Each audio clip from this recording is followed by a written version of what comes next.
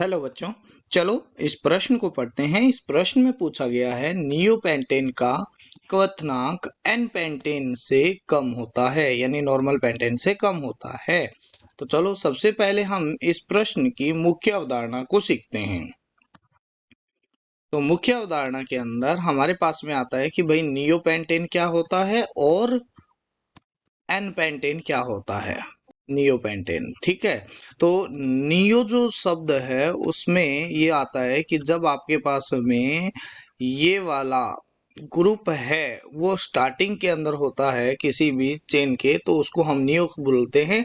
और 5 कार्बन होने चाहिए तभी जाके ये क्या बनाएगा, नियोपेंटेन बनाएगा। तो ये आपके पास में हो गया नियोपेंटेन। तो ये आपके पास में नियोपेंटेन हो गया। अब अगर हम एन पेंटेन की बात करते हैं तो एन पेंटेन के अंदर पांचों कार्बन, क्योंकि पेंट का मतलब 5 है, तो पांचों कार्बन क्या होंगे, एक सीधी श्रृंखला के अंदर उपस्थित होंगे।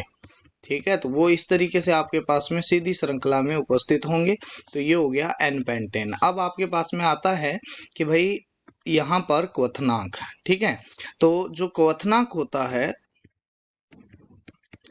होता है वो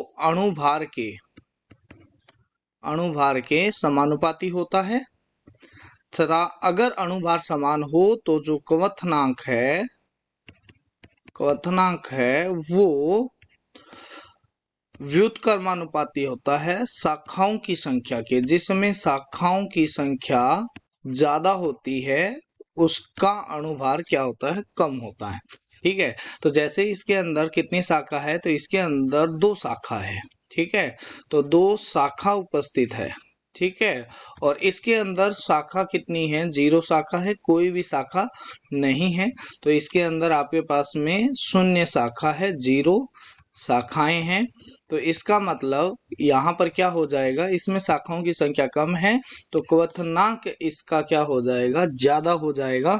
तो हमारे पास में क्या हो जाएगा, नियोपेंटेन का जो क्वथनांक है, नियोपेंटेन का क्वथनांक है वो एन पेंटेन के क्वथनांक से कम हो जाएगा। तो यहाँ पर आ जाता है नियोपेंटेन का जो क्वथनांक है वो कम हो जाता है एन पेंटेन से।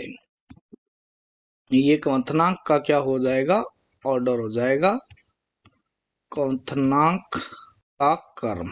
तो ये आपके पास में हो जाएगा। आशा करते हैं मुख्य अवधारणा के आधार पर आपको इस प्रश्न का उत्तर समझ में आया होगा। धन्यवाद।